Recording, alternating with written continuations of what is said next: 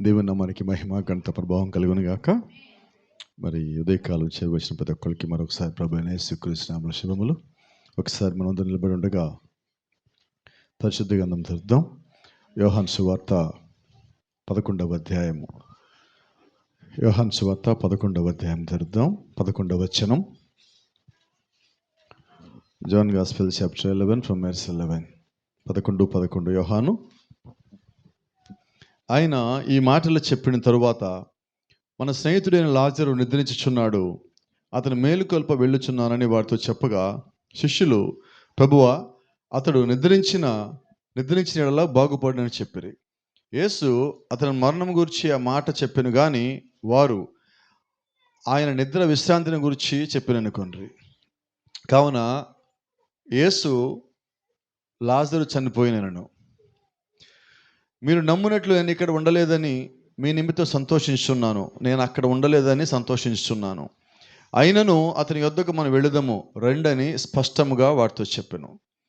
యేసు వచ్చి అదివరకే అతడు 4 దినములు సమాధిలో ఉండనని తెలుసుకున్నాను. బేతనియ యెరూషలేముకు సమీపమై ఉండెను, దానికి ఇంచుమించు కోసెడు దూరము. కనుక యూదులు అనేకులు వారి సహోదరుని గూర్చి మార్తను మరియను ఓదార్చుటకై వారి యొద్దకు వచ్చి ఉండరి.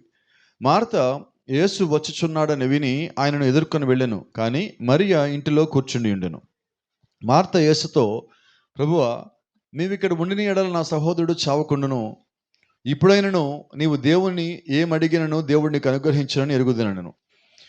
యేసు, నీ సహోదరుడు మరలా లేచునని ఆమెతో చెప్పగా, మార్త ఆయనతో, అంత్యదినమున పునరుత్థానమందు లేచునని ఎరుగుదునెను. అందుకు యేసు, పునరుత్థానమును జీవమును నేనే. నా యందు విశ్వాసముంచువాడు చనిపోయాడు బ్రతుకును, బ్రతికి నా యందు విశ్వాసముంచు ప్రతివాడును ఎన్నటికిని చనిపోడు. ఈ మాట నమ్ముచున్నావా అని ఆమెను అడిగెను. ఆమేన్. ప్రార్థించుకుందాం.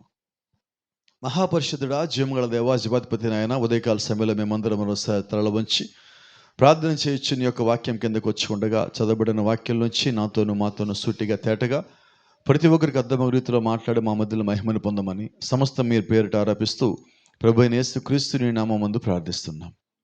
ఆమేన్. God bless you. అందరం కూర్చుందాం. Praise the Lord. Praise the Lord. Hallelujah. ప్రభు చిత్తమైతే ఒక అంశం మనం మాట్లాడదాం.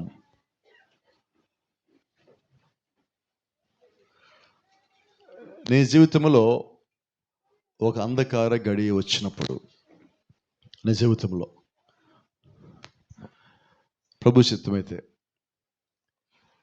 ఎందుకనంటే మార్త గురించి, మరియ గురించి, లాజరు లేవటం గురించి ఇవన్నీ మనం ఎరుగున్నాం. సండే స్కూల్ నుంచి మనకంతా తెలుసు. అయితే దేవుని యొక్క వాక్య క్రమములో ఈ కాలపు వర్తమాన కోణంలో మనం ఒకసారి చూసినట్లయితే, ఎందుకు దేవుడు ఆ కార్యం జరిగించాడు, ఎందుకు దేవుడు క్రీస్తుకి ఆయన వర్తమానం పంపించారు. అయ్యా, లాజరు చనిపోయాడు, నువ్వు రా, లాజర్కి బాగలేదు, నువ్వు రా అని కబుర్ల మీద కబుర్లు వస్తుంటే యేసుక్రీస్తు ఇంకా ముందుకెళ్తున్నాడు. ఆయన ఇంకా ఎందుకు ముందుకెళ్ళాడో నీకు అర్థం అవ్వాల్సి ఉంది ఈ ఉదయకాల సమయంలో. ఎందుకు ఆయన రమ్మన్నా ఇంకా వెనక్కి వెళ్తున్నాడు, అది తెలిసినప్పుడు మనం కూడా బలం తెచ్చుకునే వాళ్ళం అయి ఉన్నాం. ఆమేన్. కాబట్టి జ్ఞాపకం పెట్టుకోండి, నువ్వు జీవితంలో ఒక అంధకార గడి వచ్చినప్పుడు నిశ్చయంగా దాని వెనకాల ఒక వెలుగు రావాల్సి ఉన్నది. ఆమేన్. అంధకారం ఉన్నదంటే ఒక మాట నువ్వు జ్ఞాపకం చేసుకో, నీ జీవితకాలం అంధకారంలో ఉండవు. ఓ సామెత ఉన్నది, ప్రతి గుహ వెలుగుతో ముగించబడుతుంది అని. వెలుగు లోపలికి వెళ్ళినప్పుడు చీకటిగా ఉంటుంది, బయటకు వచ్చినప్పుడు వెలుగుతో ముగించబడుతుంది. కాబట్టి ప్రతి జీవితంలో వచ్చే ప్రతి కష్టము, ప్రతి ఇబ్బంది, ప్రతి శోధన, నీ కన్నీటి యొక్క అంతం ఏమై ఉన్నదంటే అది సంతోషమై ఉన్నది, ఆనందమై ఉన్నది, నాట్యమై ఉన్నది. అయితే దాని కొరకు నువ్వు ప్రయాస భారం కలగాలి, ఓర్పును కలిగి ఉండాలి, సహనం కలిగి ఉండాలి. ఇవేమీ కలిగి లేకుండా నాకు వచ్చింది సమస్య అని చెప్పి నువ్వు అదే విధంగా దాన్నే తలపోసుకుంటాం వల్ల నీకు బలం రాదు. దాని స్థానంలో నీకు ఇంకా అధైర్యం వస్తుంది, నీకున్న శక్తిని కోల్పోతావు, నువ్వు కలిగి ఉన్న విశ్వాసం కోల్పోతావు. కాబట్టి గమనించండి, ప్రతిదీ కూడా దేవుడు నీకు మంచిదని ఇచ్చినప్పుడు నువ్వు ఓపిక పట్టవలసిన్నావు. అయితే జ్ఞాపకం పెట్టుకోండి, ఎంత మనం ఓపిక పడితే, ఎంత మనం సహనం కలిగి ఉంటే నీ జీవితంలో ఉన్న చీకటి గడిని దేవుడు అంత గొప్పగా మారుస్తాడు. నమ్మగలవా? బలంగా నమ్మగలవా?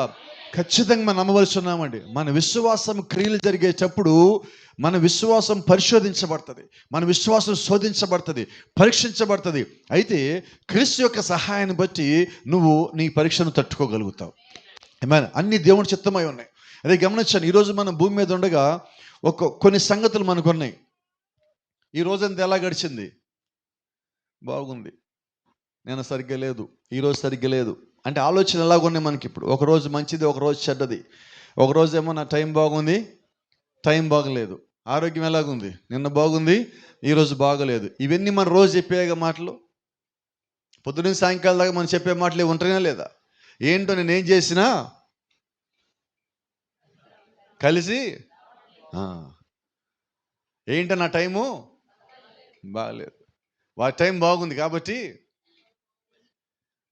మరి కృప సంగతి ఏంటి?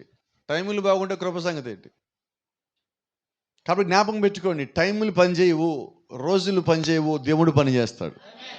మన విశ్వాసం వాటి మీద పెట్టద్దు. ఎప్పుడు జ్ఞాపకం పెట్టుకోండి, నీ రోజు సరిగా బిగిన్ కాలేదేమో, బిగిన్ అయ్యిందో నాకు తెలియదు, కానీ నీ రోజు సరిగా ముగించబడాలంటే నువ్వు విశ్వాసం కలిగి ఉండాలి.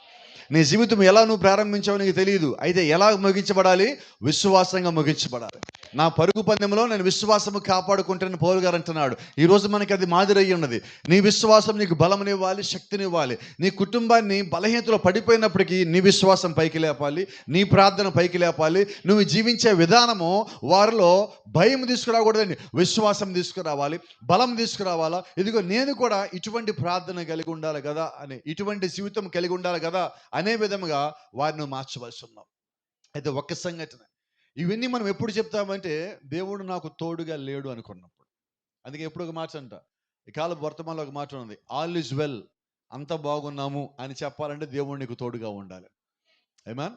నేను బాగున్నానని చెప్పాలంటే నువ్వు దేవుడిని నమ్మున్నావని, నేను బాగలేదు అంటున్నావంటే నువ్వు దేవుడిని నమ్మలేదని. కాబట్టి ఇక్కడి నుంచి ఎవరిని అడిగితే ఏం చెప్దాం? ఎలీషా దగ్గరికి గాడిద మీద సమరయ స్త్రీ షునేమిరాలు వస్తుంది. షునేమిరాలు వస్తున్నప్పుడు గెహజీ ఆమె దగ్గరికి పోయి, అమ్మ బాగున్నావా అన్నాడు. బాగున్నాను అన్నది. నీ భర్త బాగున్నాడా? బాగున్నాను అన్నది. నీ కుమారుడు బాగున్నాడా? బాగున్నాడు అన్నది.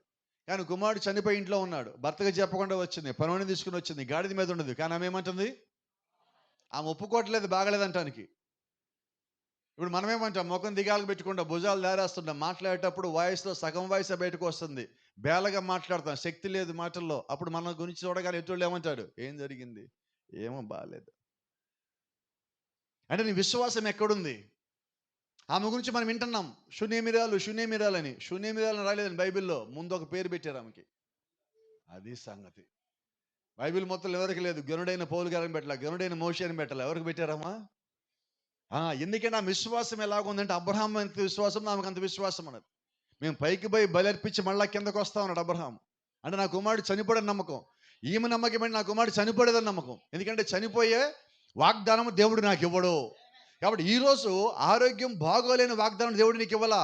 నిన్ను సరిచేసి బాగు చేసి రోగాన్ని కుదిర్చేవాడు నేను అంటున్నాడు ఆయన. కాబట్టి ఈ విశ్వాసం ఆయన మీద పెట్టినప్పుడు నువ్వు బలహీనతను చూడవు కదా, వ్యాధిని చూడవు కదా.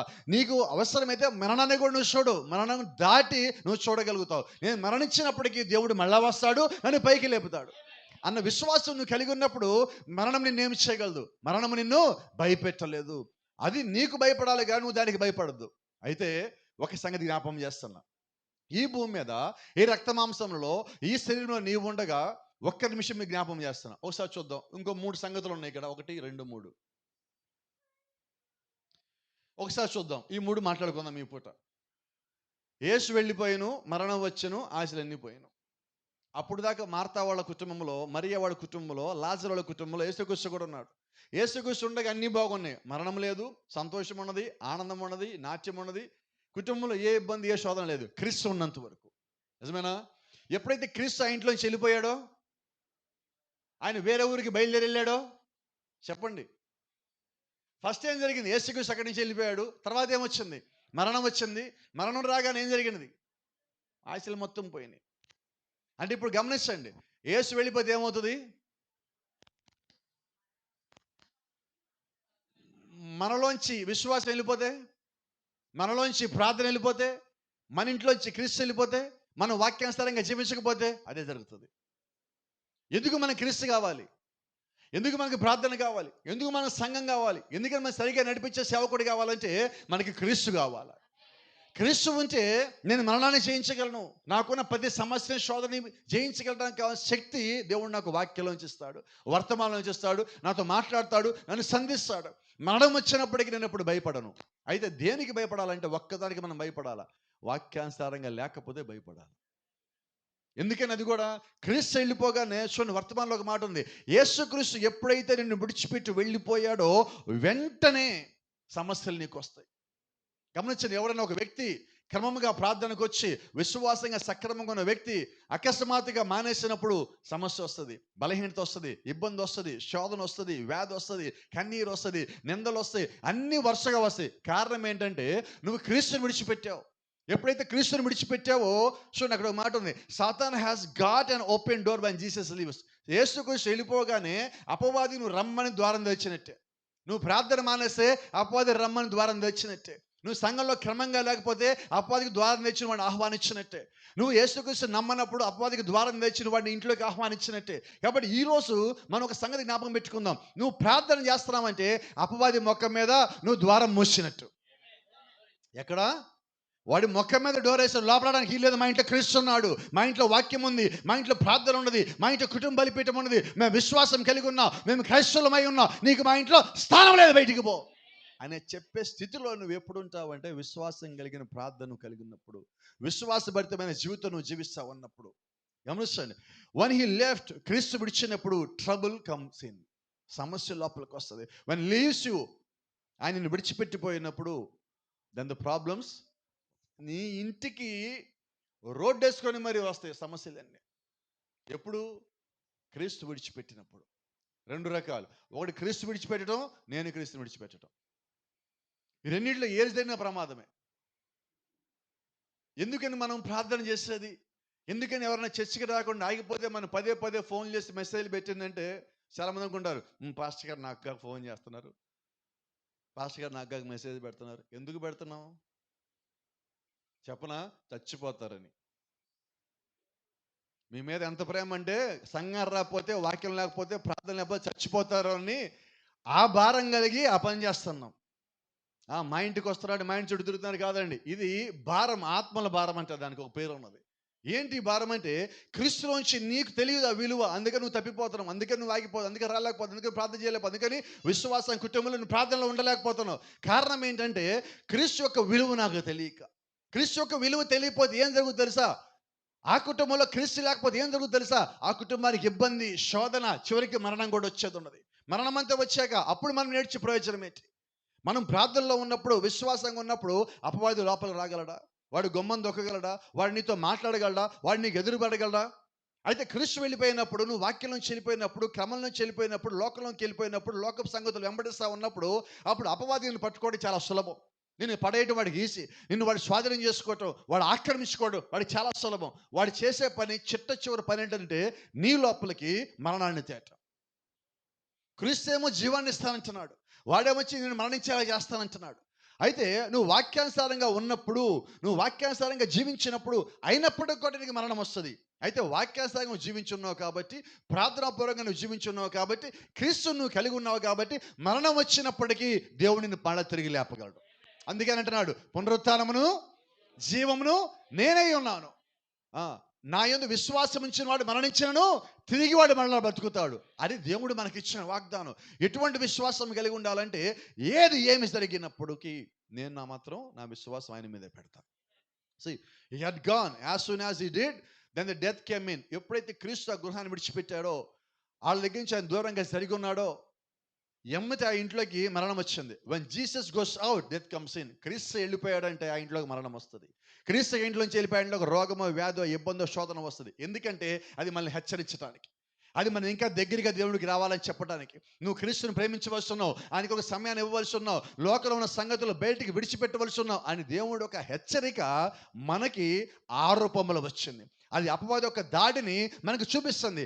ఆ దాడి చేసినప్పుడు ఆ దాడి చేసిన వాడిని చూసి భయపడద్దు, నీకు కలిగిన గాయాన్ని చూసి భయపడద్దు, నీకు వచ్చిన వ్యాధిని చూసి భయపడద్దు, నీకు వచ్చిన శోధన చూసి భయపడద్దు. కానీ ఒక మాట నమ్ము, ఆ దాడి చేసిన వాడి కన్నా, నీకున్న వచ్చిన వ్యాధి కన్నా నీలో ఉన్నవాడు గొప్పవాడై ఉన్నాడు. లోకంలో ఉన్నవాడి కన్నా గొప్పవాడై ఉన్నాడు. అపవాది కన్నా గొప్పవాడై ఉన్నాడు. నిన్ను స్వస్థపరచువాడు నీ దగ్గరికి వచ్చే ఆ గడియ కొరకు నువ్వు కనిపెట్టవలసి ఉన్నావు. ఇప్పుడు వాడు పడేసి ఉండొచ్చు, వాడు నీ మీదకి ఎక్కి ఉండొచ్చు, నిన్ను తొక్కుతూ ఉండొచ్చు, నీకు ఒక వ్యాధో బాధ కలగజేయచ్చు, నీ జీవితంలో సంతోషం లేకుండా తీసివేయచ్చు. ఆనంద సమయంలో వాడిని ఏడ్చేవాడిగా, దుఃఖపడేవాడిగా, ఒక మూల కూర్చునేవాడిగా చేయొచ్చు. అయితే జ్ఞాపకం పెట్టుకో, ఆ గడియ కొద్దిసేపే ఉంటుంది. ఆ చీకటి గడియ కొద్దిసేపటే ఉంటుంది. దాని యొక్క ముగింపు వెలుగు రావాల్సి ఉన్నది. అది క్రీస్తు మాత్రమే తీసుకురావాల్సి ఉన్నాడు. కాబట్టి నువ్వు బలహీనంగా ఉన్నప్పుడు, ఇబ్బందిగా ఉన్నప్పుడు, శోధనగా ఉన్నప్పుడు, నువ్వు ఏ స్థితిలో బలహీనపడ్డప్పటికీ అది బయటికి కానీ లోపలికి కానీ ఒక్క పని చేయి, ప్రార్థన చేయండి. ఏం చేద్దాం? నీ బలం ఎక్కడ? గట్టిగా చెప్దామండి, నిజంగా చెప్దామండి. ఏంటి నా బలం? నాకున్న సిక్స్ ప్యాక్ నాకు బలం కాదండి, నాకున్న ఆస్తి నాకు బలం కాదు, నాకున్న బ్యాంక్ బ్యాలెన్స్ దాకా బలం కాదు, నాకున్న ఇల్లు బండు ఏది నాకు బలం కాదు. నా బలం ఏదైనా అయి ఉన్నదంటే ఒక్కటే నా బలం, అది క్రీస్తులో నా బలం ఉన్నది, క్రీస్తులో నా శక్తి ఉన్నది, క్రీస్తులో నా జీవం ఉన్నది, నా సమస్తం క్రీస్తు అయి ఉన్నాడు. కాబట్టి నేను బలవంతున్నై ఉన్నాను. I can't do anything myself, but I can do all things in the name of Jesus Christ. నా అంతా నేను ఏ పని చేయలేను. క్రీస్తుని బట్టి, ఆయన నాకున్న విశ్వాసం బట్టి, ఆయన నాకు ఇచ్చిన వాగ్దానం బట్టి అన్నీ నేను చేయగలను ఆయన్ని బట్టి. నీకున్న సమస్యను జయించలేవా? ఇప్పుడు నీకున్న బాధను జయించలేవా? నిశ్చయంగా జయించగలవు. Praise the Lord. గమనించండి, to be separated from him is death. దేవుడి నుంచి మనల్ని వేరుపరిచేది ఒక్కటే, మరణం. అందుకని అపవాది మనకి ఇచ్చేది చెట్ట చివరిది అదే. దేవుడి నుంచి మనల్ని వేరు చేయగలిగింది మరణం ఒక్కటే. అయితే యేసుక్రీస్తు మన పెళ్లి వాగ్దానంలాగా చేయలేదు. అన్న వాగ్దానం మనం పెళ్లిలో ఒక వాగ్దానం చేస్తాం. ఏంటది? మరణం మనల్ని ఎడబాపేదాకా మన ప్రేమ ఉంటుందని చెప్తున్నాం. ఆ తర్వాత నీకు నాకు సంబంధం లేదన్నాం. మనం బాధపడమాకండి ఆ ప్రమాణాలు చేసిన వాళ్ళు. అయితే దేవుడు ఒక ప్రమాణం చేశాడు, నిన్ను విడువని ఎడబాయను, నువ్వు మరణించినా విడువని ఎడబాయను, నువ్వు ఎక్కడున్నా విడువని ఎడబాయను, నువ్వు లోయలో ఉన్నావేమో విడువని ఎడబాయను, నువ్వు పాతాళంలో ఉన్నావేమో విడువని ఎడబాయను, నువ్వు చీకటి గాఢాంధకారపు లోయలో ఉన్నావేమో నిన్ను విడువను ఎడబాయను, నువ్వు అంధకార గడిలో ఉన్నావేమో నిన్ను విడువను ఎడబాయను. ఆయన మాట ఏంటంటే కొద్ది కాలానికి కాదు, ఆయన మాట శాశ్వతమై ఉన్నాయి. నిత్యము ఆయన పలికిన మాట మన కొరకు నిలబడే ఉన్నది. ప్రజల్లో ఏమన్నా యేసుక్రీస్తు వెళ్ళిపోగానే మనకు వచ్చేది మరణం, వ్యాధి, బాధ, శోధన. కాబట్టి జ్ఞాపకం పెట్టుకోండి. See, and death had lingered with Lazarus. ఇక్కడ మరణము లాజర్ని పట్టుకున్నది. అయితే ఈ లాజరుకు కుటుంబం ఏదైతే ఉన్నదో, ఈ కుటుంబము వారు క్రీస్తుని నమ్మారు, క్రీస్తుని ప్రేమించారు, క్రీస్తుని చేర్చుకున్నారు, వారు క్రీస్తుని కలిగి ఉన్నారు. ఎప్పుడైతే క్రీస్తు అక్కడి నుంచి బయటికి వెళ్ళాడో ఎమ్మటి సమస్య వచ్చింది. ఇప్పుడు వాళ్ళు ఆయన మా మధ్యలో ఉంటే బాగుండేది కదా, ఆయన మన దగ్గర ఉంటే బాగుండేది కదా, ఆయన ఉన్నంతకాలం అనేక అద్భుతాలు చేశాడు, అద్భుతాలు చేస్తే ఆయన ఆ గడియలో మన దగ్గర ఉంటే బాగుండేది కదా. అయితే ఆ గడియ ఆయన అక్కడి నుంచి దూరంగా వెళ్ళవలసి ఉన్నాడు. ఆమేన్. Praise the Lord. ఎందుకు నిలవలసి ఉన్నాడు? ఇంతకాలం క్రీస్తు వారితో పాటే ఉన్నాడు, వారింట్లోనే ఉన్నారు, వారితో మాట్లాడుతూ వారితో తిరుగుతూ ఉన్నాడు. లాజరు యేసుక్రీస్తుకి స్నేహితుడిగా పిలువబడ్డాడు బైబిల్. మార్తా మరియా క్రీస్తు కొరకు వారి సంఘాన్ని, కుటుంబాన్ని, బంధువుని, స్నేహితులు మొత్తం విడిచిపెట్టి వచ్చారు. ఇంత విశ్వాసం వాళ్ళు క్రీస్తులో కలిగి ఉన్నారు. వాళ్ళు కలిగి ఉన్న క్రీస్తులో వారు కలిగి ఉన్న విశ్వాసం అంతా ఇప్పుడు పరీక్షలోకి వచ్చింది. ఎంతమంది విశ్వాసం? లాజరు, మార్తా, మరియా కుటుంబంలో అందరిది. అంతకాలం క్రీస్తు ఉన్నారు. చూడండి, ఒక్కసారి క్రీస్తు పక్కకి వెళ్ళగానే, అంటే వాళ్ళ కళ్ళ ముందు ఆ రూపం కనబడకుండా పక్కకి వెళ్ళగానే అందరి విశ్వాసం ఎలాగుండదు. మార్త మాట్లాడటల్లా, మరియ మాట్లాడటల్లా, ఆ ఇంట్లో నిశ్శబ్దం ఉన్నది, ఎవరి మొక్కలో సంతోషం లేదు, ఆనందం లేదు. అయితే వాళ్ళందరి లోపల ఒక ఆశ ఉన్నది. ఏంటంటే ఆశ, క్రీస్తు వస్తే లేస్తాడు, యేసు వస్తే నా తమ్ముళ్ళు లేస్తాడు, యేసు వస్తే నా తమ్ముళ్ళు లేస్తాడు. అంటే వాళ్ళు ఒక ఆశ కలిగి ఉన్నారు. ఎందుకు వాళ్ళు ఆశ కలిగి ఉన్నారంటే, మార్తకు ఒక విశ్వాసం అన్నది. She recognised that he and God was one. క్రీస్తు దేవుడు వేరువేరు కాదు, ఒక్కడని నమ్మింది. ఆయన వచ్చిన వాక్యమై ఉన్నాడని నమ్మింది. ఆ గడి కొరకు బయలుపరచబడిన వాక్యము ఆయనే ఆమె గ్రహించింది. దాన్ని బట్టి ఆమె క్రీస్తుని వెంబడించింది. క్రీస్తునామ ఊరికినే మనలా ఎవరో చెప్పారు చర్చికి రండి దేవుడు నమ్ముకున్నట్టు నమ్మలేదండి.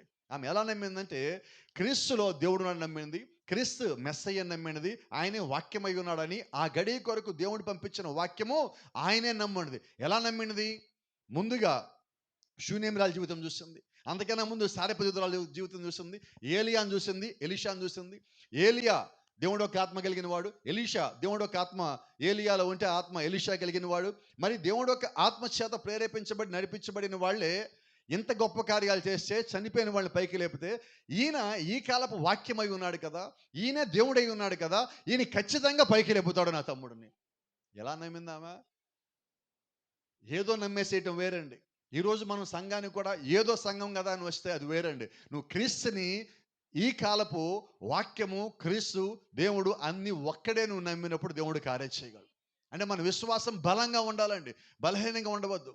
ఈరోజు మనం క్రైస్తవులై ఉన్నాం, ఆదివారం చర్చికి వెళ్ళాలి కదా అని కానీ మనం వచ్చామా, నువ్వు పరిపూర్ణ విశ్వాసం కలిగి ఉండలేవు. ఎప్పుడు పరిపూర్ణమైన విశ్వాసం మనం కలిగి ఉంటామంటే, నిరంతరము నువ్వు నమ్మిన వాక్య ప్రకారంగా జీవించిన కొరకు నువ్వు ప్రయాస కలిగినప్పుడు, భారం కలిగినప్పుడు, ఆ వాక్యము నీ జీవితంలో అన్నిసార్లు కనబడాలి. ఉదయం కనబడాలి, మధ్యాహ్నం కనబడాలి, సాయంత్రం కనబడాలి, రాత్రి కనబడాలి. ప్రతిసారి నాలో వాక్యం కనిపించాలి. నేను వాక్యాన్ని నమ్ముతా, వాక్యాన్ని విశ్వసిస్తా, కానీ నేను దాని ప్రకారంగా జీవించకపోతే ఎంత పని చేస్తుంది? పని చేస్తుందా? ఈరోజు దేవుడు యొక్క కార్యాలు ఎందుకని మనందరి కుటుంబాల్లో ఒకే రకంగా పనిచేయటంలా? ఒకే రకమైన విశ్వాసం, ఒకే రకమైన వాక్యం వింటున్నాం, ఒకే రకమైన వర్తమానం పుస్తకాలు చదువుతున్నాం, ఒకే రకమైన బైబిల్ చదువుతున్నాం, మరి ఒకే రకమైన విశ్వాసం ఎందుకు ఉండటం లేదు? మనకు వచ్చిన పరిస్థితులు, మనం జీవించే పరిస్థితి, మన కుటుంబం కలిగిన ఆర్థిక విధానం, ఆత్మీయ విధానము, వీటన్నిటిని బట్టి దేవుడు కార్యాలు కొన్ని కుటుంబాల్లో జరుగుతున్నాయి, కొన్ని కుటుంబాల్లో జరగటంలా. ఏంటి కారణమని పరిశోధన చేస్తే ఒకటే, అందరం ఒకే రకమైన విశ్వాసానికి రావటంలా. మేడగదులు అందరు కలిసి ఎలాగ పరిశుద్ధాత్మను పొందుకున్నారంటే, ఒక్కటే ఆత్మలోకి వచ్చారు, ఒక్కటే అవస్థతలోకి వచ్చారు, ఒక్కటిగా వారందరూ మారిపోయాక అప్పుడు దేవుడు లోపలికి వచ్చారు. మరి ఈ కాలము దేవుడు యొక్క సంఘం ఎలా కట్టబడుతుందంటే, పిరమిడ్ మీద రాయి పెట్టి ఎలా కట్టారో, రాయికి మధ్యలో బ్లేడ్ పెట్టడానికి కూడా వీలు లేకుండా ఎలాగున్నదో దేవుడు ఇప్పుడు సంఘాన్ని అలా కడుతున్నాడు. అంటే విశ్వాసికి మధ్యలో తేడాలు ఉండకూడదు, భేదప్రాయాలు ఉండకూడదు. అందరూ క్రీస్తులో ఒక్కటైపోయినప్పుడు అప్పుడు క్రీస్తు రాగలడు. ఎందుకంటే ఆయనలో అందరం ఒక్కటై ఉన్నాము. ఆయన వల్ల సంఘం ఒక్కటై ఉన్నప్పుడు క్రీస్తు రాగలడు, సంఘాన్ని తీసుకుపోగలడు. ఇప్పుడు కారణం ఏంటి క్రీస్తు రాకడికి లేచి అంటే, ఎదుగో ఇదే. ఇప్పుడు మార్తా కలిగిన విశ్వాసం మనం కలిగి ఉంటే ఎంత బాగుంటున్నాడు. ఆమె ఒకటే నమ్మకం, తమ్ముడు చనిపోయాడు, సమాధిలో పాతి పెట్టాడు, ఇంకా మైండ్ ఏం చెప్తున్నదంటే, ఆలోచన ఏం చెప్తున్నాయంటే, ఆయన ఇక్కడికి వస్తే ఇప్పుడు కానీ లేపుతాడు. ఏమా ఇప్పుడు మనమేం ఆలోచన చేయాలా? క్రీస్తు వచ్చేస్తే బాగుండును. ఇప్పుడు మార్త కూడా క్రీస్తు వచ్చేస్తే బాగుండరు, మరియ కూడా క్రీస్తు వస్తే బాగుండరు, లాజరు కుటుంబం మొత్తం క్రీస్తు వస్తే బాగుండు. అయితే ఆయనకి వెళ్ళాడు, అయ్యా నా తమ్ముడికి బాగాలేదు, అనారోగ్యంగా ఉన్నది, ప్రార్థన చేసిపో. ప్రార్థన చేసిపోమంటే నేను ఇంకా ముందుకు పోయాడు, వెనక్కి రావాల్సిపోయి ఇంకా ముందుకు వెళ్ళాడు. ఇది ఎట్లాగా? ఇప్పుడు కూడా కొన్నిసార్లు మనం పాస్టర్ గారికి ఫోన్ చేస్తాం, పాస్టర్ గారు రండి ప్రార్థన చేయండి అని. ఒక్కోసారి అవ్వదు. అప్పుడు మనం ఏమనుకుంటాం? పాస్టర్ గారిని తిట్టుకుంటామా లేదా? బయటికి అన్నాం కానీ ఇక్కడేంటి, లాజరు చనిపోయాడని వర్తమానం పంపించారు ఆయనకి. ఇప్పుడు ఆయన వెనక్కి రావాలా వద్దా? ఆయన అంటున్నాడు లాజరు నిద్రించాడు అంటున్నాడు. ఆయన ముందుకెళ్తున్నాడు ఇంక వెనక్కి రాకుండా. ఆశ్చర్యం చూడండి. So instead of coming back he went on further. ఇంకొంచెం ముందుకు వెళ్ళాడు వెనక్కి రావడానికి బదులుగా. అదే మనం ఉంటే ఆ స్థితిలో ఒక పాస్టర్ గారికి మనమే ఫోన్ చేసి మా ఇంట్లో బాగాలేదు ప్రార్థన చేయమంటే ఆయన రాకుండా ఇంకా వేరే ఊరికి పోతే ఎలాగుంటుంది అప్పుడు? చెప్పరు ఎవరు. కానీ ఇక్కడ గమనించాల్సిన సంగతి ఏంటంటే, ఇప్పుడు దేవుని ఒక వాక్యం ఒక మాట మీద చెప్తా, సమస్తము సమకూడి, వినపడలేదండి? గట్టిగా చెప్పండి ఎవరైనా, నమ్మిన వాళ్ళు చెప్పండి, అందరూ వద్దు. ఎవరికి మేలు? నాకు మేలు. ఇప్పుడు దేవుడు ఇప్పుడే వచ్చినా నాకు మేలు, గంటకు వచ్చిన మేలు, వారమాగా వచ్చినా నాకు మేలు, సంవత్సరమాగా వచ్చిన మేలు, నా జీవితంలో చిట్ట చివరి సెకండ్లో వచ్చినా నాకు అది మేలు అయి ఉన్నది. ఇక్కడ గమనించాల్సింది, గ్రహించాల్సిన సంగతి ఏంటంటే, ఎప్పుడు రావాలో దేవుడికి తెలుసు.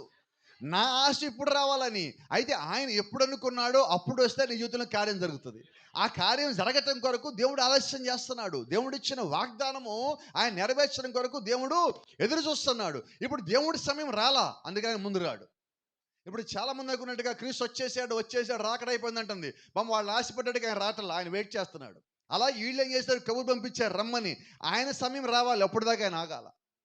అలాగే మన జీవితంలో మనకి సమస్య రాగానే ప్రభువా నువ్వు రా, నువ్వు నాతో పాటు నా పక్కనే ఉండి నాతో పాటు ఉండి నడిపించి ఈ కార్యం చేయి ప్రభువా అడిగినప్పుడు కొన్నిసార్లు ఆ కార్యాలు జరగటల్లా, ఆ పనులు జరగటల్లా. అప్పుడు మనం ఏమనుకుంటాం, కొంచెం బాధ, కొంచెం దిగులు, స్వరంలో సగం బలం వస్తుంది. అంతేనా?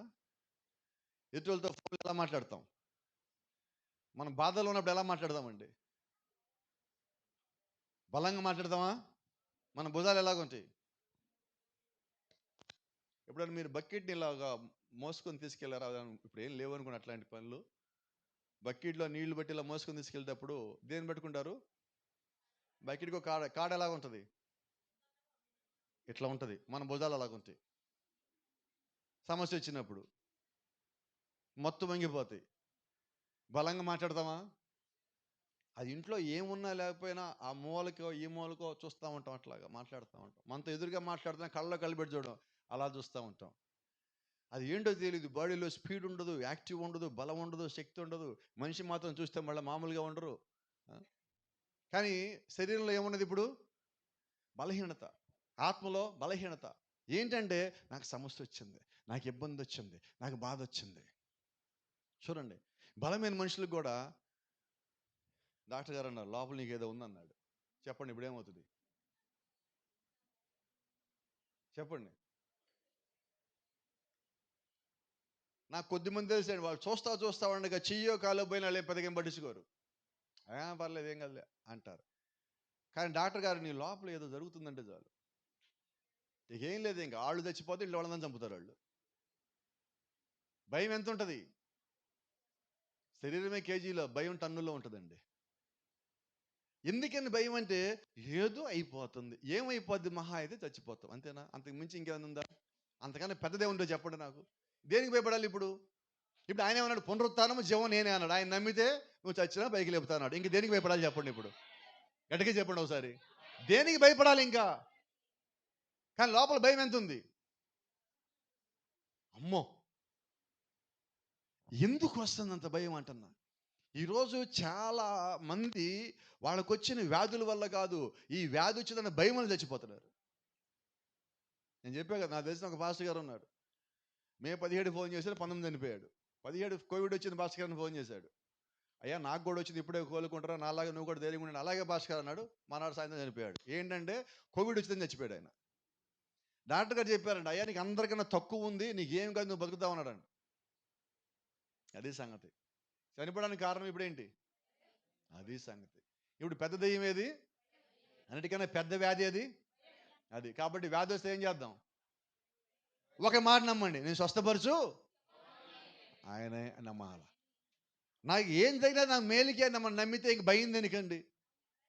నాకు ఒక వ్యాధో బాధో శోధన వచ్చింది దేవుడిని మహింపరచడానికి, దేవుడు నాకు సాక్ష్యం ఇవ్వడానికి వచ్చింది అనుకుందాం. అలాగుండి కూడా నేను పరిచర్య సేవ చేయాలని చెప్పి దేవుడు నాకు ఇచ్చాడేమో అని మనం బలంగా ముందుకు పోతే ఇప్పుడు అపవాదం చేయాలి. వాడికి డౌట్ రావాలి, నేను చూసినప్పుడు నిజంగా నీడికి వ్యాధి పెట్టానా లేదా అనుమానం రావాలి. అలాగే నువ్వు జీవిస్తే ఎట్లా ఉంటుంది చెప్పండి? ఎలాగ జీవిద్దాం? కొద్దిమంది కోపడు మాకండి, ఎవరికైనా జ్వరం వస్తే వాళ్ళ ఇంట్లో ఎలాగుంటారు? నిజం చెప్పండి, ఎలాగుంటారు? మంచం దగ్గర దాని పేరేంటి, బ్రెడ్ ప్యాకెట్ ఉండాలి, పక్కన ఒక చెంబు నీళ్ళు. చెప్పండి, ఇంకా చెప్పరే? ట్యాబ్లెట్లు, పళ్ళు, అవన్నీ ఎలా ఉండాలంటే మామూలుగా ఉంటుంది అన్నమాట ఇంట్లో వాతావరణం. ఎందుకని? జ్వరం వచ్చింది. ఏమొచ్చింది? జ్వరం కాదు, జ్వరం వచ్చింది నీకు భయం వచ్చింది. మనం ఏం చేయాలి? వాస్తవంగా దేవుడి బిడ్డలం అయితే గద్దించాలి వద్ద దాన్ని. ఒకవేళ మీకే జ్వరం వస్తే ఎలా గద్దిస్తారు? ఊరుకో ఎల్లు. కొద్దిమంది కుక్కలను కొడతా ఉంటే కుక్కలు వస్తా ఉంటాయి, నాకు అర్థం కాదు. అది వాళ్ళు కొడుతున్నారో పిలుస్తారో నాకు అర్థం కాదు. చీపోకన్నా పోతలు పో అంటాం, అదే మీదకి ఎక్కుతుంటుంది. ఇక్కడ మీరు గమనించండి, ఇప్పుడు వ్యాధులు కూడా అంతే చేస్తున్నాం మనం, బాధలను అంతే చేస్తున్నాం, సమస్యలు అంతే చేస్తున్నాం. వాటిని పంపించాల్సిన బదులుగా వాటిని బతిమలాడుతున్నావు. బతిమలాడద్దు. నువ్వు క్రీస్తు నీలో ఉంటే వాటిని నువ్వు గద్దించవలసి ఉన్నావు. నువ్వు గద్దించినప్పుడు ఇంక లోబడవలసి ఉన్నాయి అవి. దేవుడు అటువంటి శక్తి బలం మనకి ఇచ్చున్నాడు. గమనించండి, sometimes we wonder why those things happen. ఎందుకని కొన్నిసార్లు మనం ప్రార్థన చేస్తాం, మన జీవితంలో దేవుడు ఒక కార్యం జరగట్లేదు అంటే గమనించండి. లేఖనం అంటుంది all things work together for good to them that love God.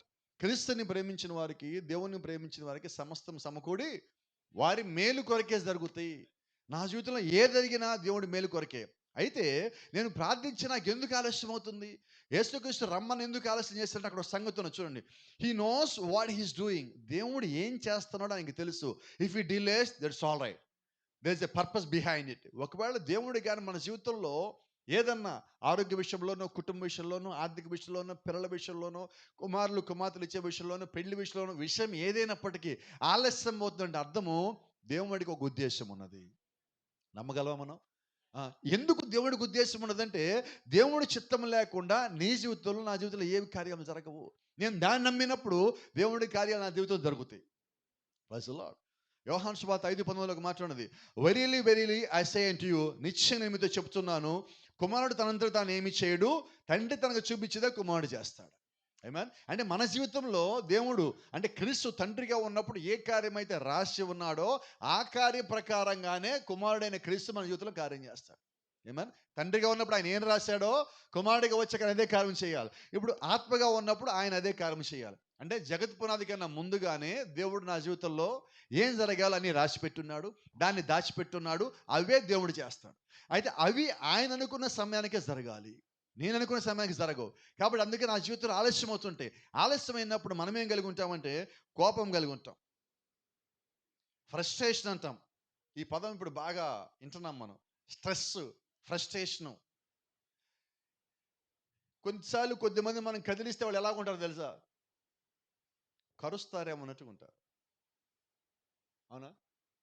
కొద్దిమంది ఆఫీస్కి వెళ్ళి ఇంటికి వస్తున్నా, బయట పనులకి వెళ్ళి ఇంటికి వస్తున్నా, ఎవరితోన్నా ఫోన్లో మాట్లాడి వచ్చినా వాళ్ళు ఎలా ఉంటారు, వాళ్ళతో మనం మాట్లాడదాం అనుకుంటే ఇంచుమించు కరిచినట్టుగా ఉంటారు వాళ్ళు. ఎందుకని? అక్కడేదో జరిగినది, ఇక్కడేదో జరిగింది, లోపలికి ఏదో అయ్యినది. ఇప్పుడు ఎలా ఉంటారంటే అవన్నీ ఎదుటోడు ఎవడో మాట్లాడే మీదకి వచ్చేస్తాయి. నీకు ఆవేశం రావచ్చు, కోపం రావచ్చు, రక్తమాంసం ఉన్నాం కాబట్టి. అయితే ఈ కోపం ఆవేశం కన్నా ఎక్కువ నీ లోపల విశ్వాసం ఉండాలి కదా. ఈ కోపం ఆవేశం కన్నా ఎక్కువగా నీ లోపల సహనం ఉండాలి కదా. ఈ కోపం ఆవేశం కన్నా ఎక్కువగా నీ లోపల దేవుని యొక్క వాక్యం ఉండాలి కదా. నాకు వాక్యం ఎక్కువ తెలుసు అంటాం వేరండి, నేను వాక్య ప్రకారం ఎక్కువగా జీవిస్తాను ప్రయత్నం చేస్తానంటాం వేరు. ఈరోజు నాకు ఎక్కువ తెలిసిన దానికి వెళ్ళాం. అదా నాకు తెలుసు, ఈ పుస్తకం నాకు తెలుసు, నేను ఎప్పుడో చదివేశా. నువ్వు చదివేసిన దాన్ని ఎందుకు చెప్తున్నావు? అదే జీవించేస్తే, నాకు చూపించేస్తే నేను కూడా చేసేస్తా కదా. ఈరోజు మనకి కావాల్సింది అది. చదవటం ఎక్కువైంది, వినటం ఎక్కువైంది. ఈరోజు మనకి మొబైల్ ఫోన్ వచ్చింది, అంబానీ వల్ల డేటా ఫ్రీగా వచ్చింది. అందుకని మనం ఏం చేస్తామంటే ఎన్ని చూస్తాం వీడియోలు, రోజుకి ఎన్ని చూస్తున్నాం? కొద్దిమంది ఉన్నారు 12 గంటలకి డేటా అయిపోతుంది. అది అయ్యేదాకా చూసాక అప్పుడు పడుకుంటారు. నీకు అంత శక్తి ఉందే, నీకు ఆ డేటా అయిపోవాలి ఎలాగైనా ఈరోజు అని. అలాగే ఈరోజు ఒకరోజు బైబిల్ తీసుకొని కూర్చుని ఎంత బాగుండు. అలాగే ఒకరోజు మోకాళ్ళ మీద పాదాలు ఎలాగైనా ఈరోజు దేవుడు నాతో మాట్లాడాలి అని కూర్చుని ఎంత బాగుండు. వస్తుందా? రాదు. డేటా ఈరోజు పోతే మళ్ళీ వస్తుంది, దేవుడు పోతే మళ్ళీ రాడు కదా. ఆయన దాటిపోతే మళ్ళీ రాడు కదా. ఆయన ఆపవలసి ఉన్నాం, ఆయన దగ్గర నిలబెట్టవలసి ఉన్నాం. అటువంటి నిర్ణయాలు మనం తీసుకోవండి, ఎందుకంటే కొంచెం కష్టంగా ఉంటాయి కదా. ఈజీగా నిర్ణయాలు కావాలా. అవునా? ఈరోజు మన ఫోన్లు ఎందుకు పోతాయి? ఊరకొరకనే. ఒక్కొక్క ఫోన్ వాడు డిజైన్ చేసేది 10 ఏళ్ల కోసం డిజైన్ చేస్తాడు. మన దగ్గర ఎంతకాలం ఉంటుంది? నిజంగా చెయ్యొద్దండి ఎవరైనా 10 ఏళ్ళ నుంచి నా దగ్గర అదే ఫోన్ వాడుతున్నాను వాళ్ళు.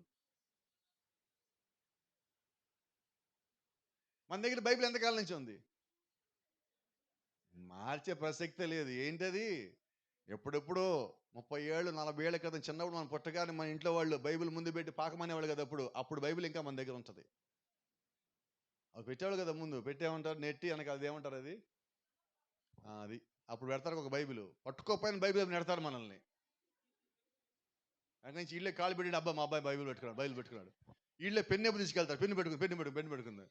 పెద్దగా తిడతా ఉంటారు, చిన్నప్పుడు పెన్ను పెట్టుకున్నారు చదువుతా అనుకున్నారు అని. వాళ్ళు పట్టుకోవాలా, మీరు నెడితే వాళ్ళు పట్టుకున్నారు. పెద్దగా నెడతా ఉంటారు, వాళ్ళు ఎక్కడ చదవాలా, వాళ్ళు ఎక్కడ పెట్టుకోవాలా. కాబట్టి నేను అంటున్నా, నీ ఉద్దేశం కాదు, దేవుడు ఉద్దేశం నెరవేరాల. ఒక పిల్లోడిని మనం కన్నప్పుడు ఆ పిల్లోడిలో ఏముందన్నది నువ్వు ముందు ఎతకాలి. అప్పుడు దాకా నువ్వు ఆపాలా. వాడిని ముందు దేవుడి వైపు నడిపించు. దేవుడు వాడిని ఎటువైపు నడిపించాలి నడిపిస్తాడు. ఇప్పుడు మనం ఏం చేస్తామంటే, నాకు నచ్చినట్టుగా నా పిల్లలు నడవాలా, నాకు నచ్చినట్టుగా మా అమ్మాయి, నాకు నచ్చినట్టుగా మా అబ్బాయి అనుకుంటే ఏమవుతుంది? అవ్వదు. ముందు నేనేం చేయాలంటే, నాకు నచ్చేటికి నేను ప్రయత్నం చేసినా అసలు దేవుడు వీళ్ళ జీవితంలో ఏమనుకుంటున్నాడు అది నేను గ్రహించి ఓపిక పట్టినప్పుడు అప్పుడు వాళ్ళని అట్టేపు తిప్పాలి. అది గమనించేదాకా నేను ప్రార్థించాలి, వాళ్ళని ప్రార్థనలు నడిపించాలి. ఆ తర్వాత వాళ్ళు ఎక్కడికి వెళ్ళాలనుకున్నారో వాళ్ళని ప్రపంచంలో ఎవడు ఆపలేడు. ఎందుకంటే దేవుడి చిత్తంలో వాళ్ళు నడుస్తున్నారు. కాబట్టి జ్ఞాపకం పెట్టుకోండి, దేవుడు ఒక కార్యం మన జీవితంలో చెయ్యాలి అంటే టైం పడుతుంది, ఎమ్మటి అవ్వదు. అయితే ఈ టైం మధ్యలో మనకు కోపం వస్తుంది, ఆవేశం వస్తుంది, ఒత్తిడి వస్తుంది, మనం అనుకునే జరగవు, చిరాకు వస్తుంది. ఇవన్నీ జరగాల. నువ్వు ఇవన్నీ జరుగుతున్నాయి అంటే అర్థం ఏంటంటే కొద్దిగా వాక్యాన్ని నమ్ముతున్నావు అని. రెండోది, ఇటు పక్కన నేను పూర్తిగా ప్రార్థన చేయను, కొద్దిగా వాక్యాన్ని నమ్మా, అలాగే నేను అసలు ప్రార్థన చేయనా, చేస్తా. వారంలో 2 సార్లు 3 సార్లు గుర్తొచ్చినప్పుడు చేస్తా. ఇప్పుడు నా జీవితం ఎలాగున్నది? సంపూర్ణమా, అసంపూర్ణమా? ఒక క్రైస్తవుని జీవితం ఎలాగుండాలి? సంపూర్ణంగా ఉండాలి. నిజమే కదా? ఏంటి అందరూ చెప్పలేదు కాదా? ఒకసారి చెప్పండి, అందరూ విందామని. రైట్. మనం సంపూర్ణంగా ఉన్నామా? ఉన్నట్టు లేదండి. మనం సంపూర్ణంగా ఉన్నప్పుడు నీ జీవితంలో జరగాల్సినవన్నీ కూడా సంపూర్ణంగా జరుగుతాయి. ఆలస్యమవుతాయి కానీ పరిపూర్ణంగా ఉండకుండా ఉండవు. ఎందుకనంటే దేవుని జీవితంలో కార్యం చేస్తున్నప్పుడు అపవాది అడ్డుపడుతూ ఉంటాడు. వాడు ఎంత అడ్డుపడ్డప్పటికీ దేవుని సమయానికి దేవుడు కార్యం చేస్తాడు. ఆమేన్. ఈరోజు మనం అదే వింటున్నాం. ఎప్పుడు దేవుడు రంగం మీదకి వస్తాడంటే నీ ఆశలన్నీ అయిపోయాక. ఇక నాకు ఎవరు తోడులేడు, నేను బలహీనమైపోయాను, ఇక నాకు క్రీస్తు తప్ప ఇంకెవడు లేడు. ఇప్పుడు వీళ్ళు ఏం చేశారు? లాజర్ని తీసుకెళ్ళారు, సమాధిలో పెట్టారు, ఇంకంత అయిపోయింది, ఇంకా అయిపోయినది, సమాధి కార్యక్రమం అయిపోయింది. ఇప్పుడు మనం అంటాం కదా, 3వ దినం, 7వ దినం, 11వ దినం చెప్తా ఉంటాం కదా. ఇప్పుడు 3వ దినం కూడా అయిపోయింది ఒక రకంగా. ఈయన కూడి పెట్టేశారు. కానీ పెట్టేసిన మార్తలో మరిలో ఏంటంటే క్రీస్తు వస్తే ఈయన లేస్తాడు. ఎట్లా ఉన్నది విశ్వాసం? ఏం జరిగినా కూడా వాళ్ళ విశ్వాసం ఆయన వస్తే ఈయన లేస్తాడు అంతే. మేము చేస్తామన్నీ, ఈ పనులన్నీ జరుగుతున్నాయి, కానీ ఆయన వస్తే ఈయన మళ్ళీ లేస్తాడు. Praise the Lord. వాళ్ళు ఏ గడికి ఆ గడి ఏమనుకుంటాడంటే ఇదిగో ఇప్పుడు వచ్చేస్తున్నాడు, ఆయన మెసేజ్ వెళ్ళింది కదా, ఇప్పుడు వచ్చేస్తాడు. మనం కూడా ఏమనుకుంటాం, ప్రతిరోజు ప్రార్థన చేస్తాం, ఉదయం లేవగానే దేవుడు ఈరోజు ఎలాగైనా కార్యం చేస్తాడు. ఈరోజు అవ్వాలా, రేపొద్దున ఏం చేస్తాం మళ్ళా, నేను నవ్వలేదు కానీ ఈరోజు దేవుడు ఎలాగైనా కార్యం చేస్తాడు. అలా 25 సంవత్సరాలు అబ్రాహాం ప్రతిరోజు ప్రార్థన చేశాడు. దేవుడు వదిలేశాడా? ఖచ్చితంగా కార్యం చేశాడు. 38 ఏళ్ళు బెతెస్దా కోనే దగ్గర ఒక రోజు ఉండి ఎప్పటికైనా నేను ఇక్కడ స్వస్థత పొందుకొని పోతానన్నాడు. స్వస్థత పొందుకొని అక్కడి నుంచి బయటికి వెళ్ళాడు. అలాగే నువ్వు వాక్యాన్ని నమ్ముకున్నప్పుడు, వాక్యాన్ని ఆధారం చేసుకున్నప్పుడు, వాక్యాన్ని నువ్వు ఆనుకున్నప్పుడు నిశ్చయంగా దేవుడు కార్యం చేయకుండా పోడు. ఇప్పుడు నువ్వు ఎలాగ ఎదురు చూడాలి? నేను ఎలాగ చూడాలంటే లాజరు చివరి శ్వాస తీసుకునేంత వరకు కూడా వాళ్ళు వచ్చేస్తారు అన్నారు. లాజరు మీద వాళ్ళకి విశ్వాసం లేదు. మార్తా మరియలు వాళ్ళ మీద విశ్వాసం లేదు. వాళ్ళ విశ్వాసం అంతా క్రీస్తు లోపల పెట్టారు. వాళ్ళ ప్రేమ అంతా ఆయన మీద ఉన్నది, విశ్వాసం అంతా ఆయన మీద, నమ్మకం అంతా ఆయన మీద ఉన్నది. వీళ్ళు ఇక్కడ ఉన్నారే కానీ ఉండటానికి మనుషులు ఉన్నారు. వీళ్ళ మనసు, ఆలోచనలు, విశ్వాసం మొత్తం క్రీస్తులో ఉన్నాయి. ఈరోజు మనం ఎలాగ ఉండాలంటే అలాగ ఉండాలి. నువ్వు ఎక్కడ ఏ పని చేస్తా నీ ఆలోచన క్రీస్తు మీద ఉంటే ఎంత బాగుంటుంది. నువ్వు ఒక్క బలహీనంగా ఒక చూపు చూడగలవా? ఒక బలహీనమైన మాట మాట్లాడగలవా? ఒక బలహీనమైన పని చేయగలవా? నువ్వు బలహీనగా ఉన్న చోట నువ్వు సాక్షిగా కూడా ఉండవు. ఎందుకంటే క్రీస్తు నీ లోపల కనిపిస్తున్నప్పుడు నువ్వు అటువంటి చోట్ల నిలబడలేవు. అటువంటి చోట్ల ఉండటానికి నీలో ఉన్న ఆత్మ నేను ఒప్పుకోదు. నేను అక్కడి నుంచి ఇంకో చోట నడిపించేస్తూ ఉంటుంది. ఎక్కడికి అంటే మళ్ళా వాక్యం దగ్గరికి, మళ్ళా విశ్వాసం దగ్గరికి, మళ్ళా దేవుడి దగ్గరికి. నువ్వు అటు ఇటు పక్కకు పోవు. ఎందుకంటే మనము క్రీస్తుకి లంగరేయబడి ఉన్నామండి. ఎటుపోయినా నువ్వు ఆ పడవ అటు ఇటు ఊగి మళ్ళీ అక్కడికి రావాల్సి ఉన్నది. నువ్వు అటు ఇటు తిరుగుతావేమో కానీ లంగరేయబడి ఉన్నావు కాబట్టి మళ్ళీ సాయంకాలం ఆయన దగ్గర చేరవలసి ఉన్నావు. ప్రజలో మనం సహాయం అడుగుతాం, వీళ్ళు చేస్తారేమో, వాళ్ళు చేస్తారేమో, అక్కడ వద్దేమో, ఇక్కడ వద్దేమో, ఆ డాక్టర్ ఏమో, ఈ డాక్టర్ ఏమో, లాస్ట్కి ఏమంటాం? ఎక్కడ లంగరేయబడ్డామో అక్కడికి వస్తాం. వచ్చాను ప్రభా, ఇక్కడే ఉంది ఇదిగో మమ్మాయి, అటు తిరిగి ఇటు తిరిగి ఇటు తిరిగి లాస్ట్కి ఎక్కడికి రావాలా? నేను చెప్పమ్మా, ముందే ఇక్కడికి వచ్చారా దేవుడు స్వస్థపరుస్తాడని. మొత్తం తిరిగి ఇక్కడికి వచ్చేది. ఇప్పుడు వచ్చేది అక్కడి నుంచి మంచం మించి లేవలేనామా, ఇక్కడికి వచ్చి చర్చ్ అంతా ఉడుస్తుంది. ఏం జరిగినది? క్రీస్తుకి లంగరేయబడ్డాక నువ్వు ఎక్కడికి పోలేవు. ఇంకా నేనంటున్నా అది ఎప్పటికైనా ఆయన దగ్గరికి రావాల్సిందే. నేనంట ముందే ఆయన దగ్గరికి వస్తే ఎక్కువ కష్టపడక్కర్లా, ఎక్కువ శోధన భరించక్కర్లా, ఎక్కువ ఇబ్బంది పడక్కర్లా. ఈరోజు మనం అందరం చేయాల్సింది అదే.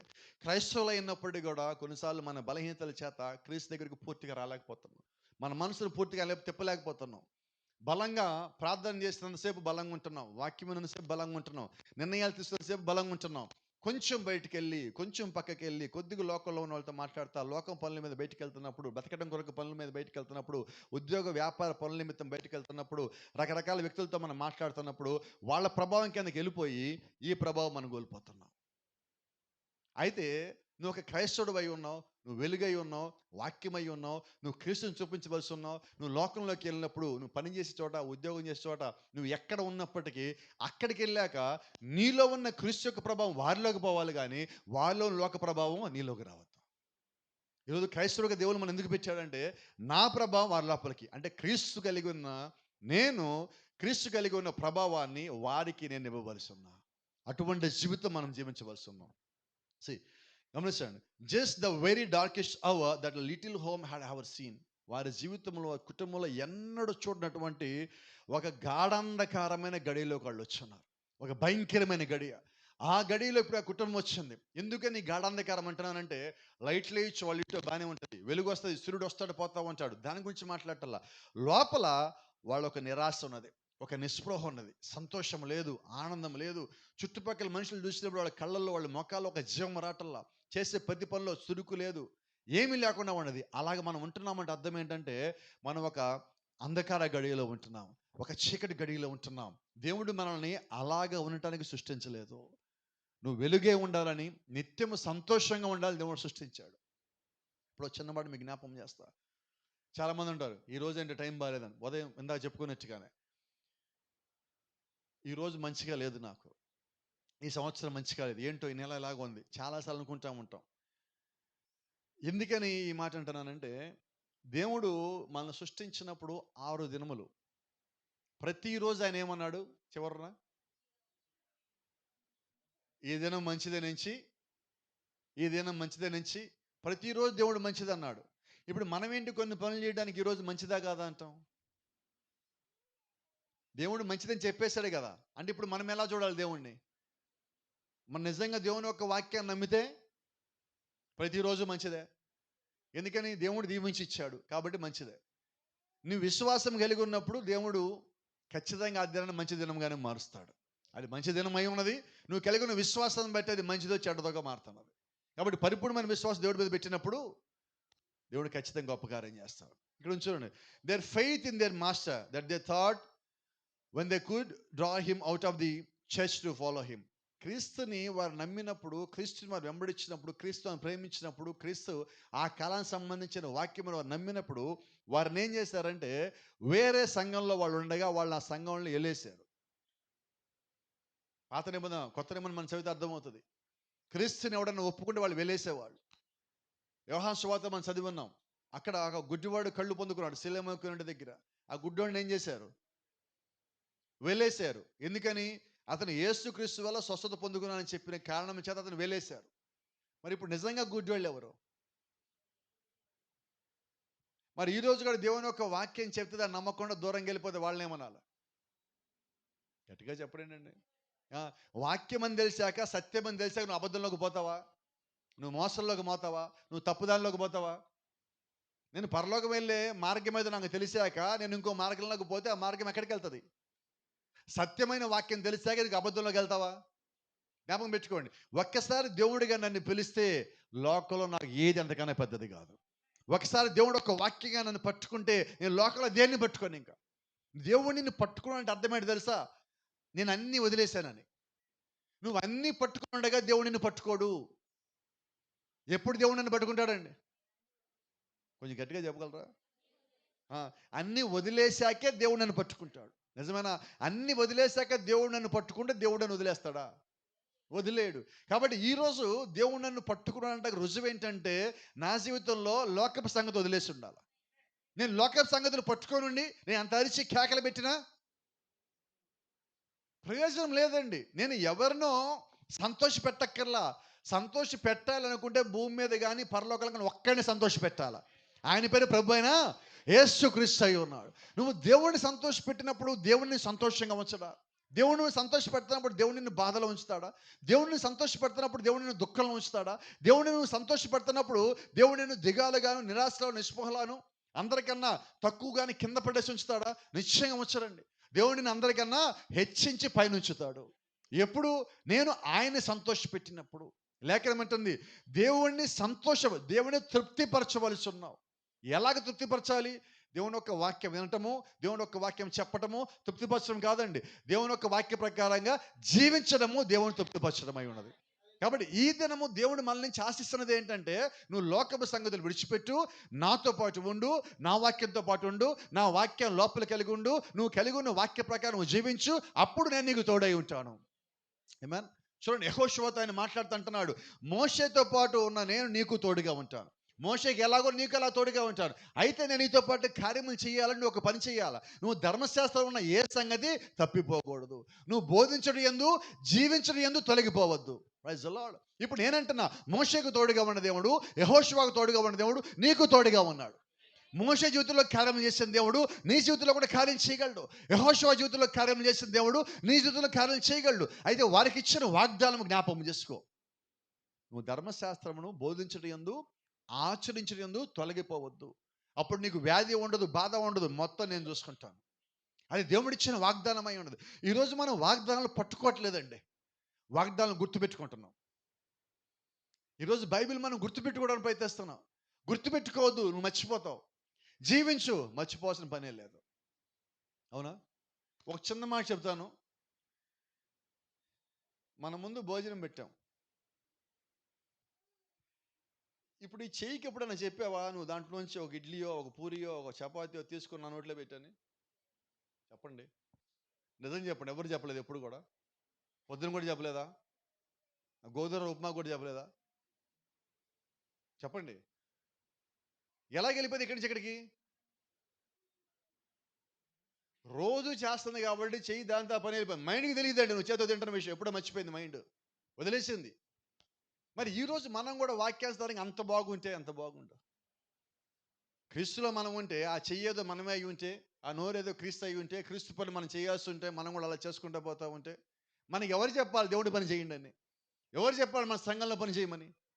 ఎవరు మనం చెప్పాల్సిన పని లేదండి. ఎందుకంటే క్రీస్తు నీలో ఉంటే నువ్వే పరిగెత్తుతావు. ఆత్మల కొరకు ఎవరు పరిగెత్తాలంటే, క్రీస్తు నీలో ఉంటే నీలో ఉన్న ఆత్మ పరిగెత్తిస్తుంది నిన్ను. నన్ను పరిగెత్తించిన ఆత్మ నిన్ను పరిగెత్తించదా అంటున్నా. అదే దేవుడికి అది అందరి లోపల ఉన్నది. అయితే నువ్వు క్రీస్తుని నమ్మినప్పుడు, నువ్వు వాక్యాస్తారంగా జీవిస్తున్నప్పుడు లోకానికి నువ్వు కొత్తగా ఉంటావు, లోకానికి నువ్వు నచ్చవు. కొన్నిసార్లు మన కుటుంబంలో మనం నచ్చమండి. చూడండి, అంత్యకాల వర్తమాన సంఘంలో ఉన్న విశ్వాసుల కుటుంబాల్లో బంధువులకి మనం నచ్చం. ఎస్సానోనా? బంధువులు మనం ప్రేమిస్తారా? ప్రేమించరు. ఎందుకంటే వాళ్ళ పెళ్ళికి వెళ్తే ఎలాగుంటాయి? చింతపండు, అల్లము, బెల్లము, తాటాకు, తమలపాకు అన్నీ ఉంటాయి. మరి మనకేమున్నాయి? ఏమీ లేవు. కాబట్టి మన పెళ్లి చూస్తే వాళ్ళకి నచ్చదు. వాళ్ళ దగ్గరికి వెళ్తే అది పెళ్ళే కదంటాం మనం. ఎట్లా ఉంది?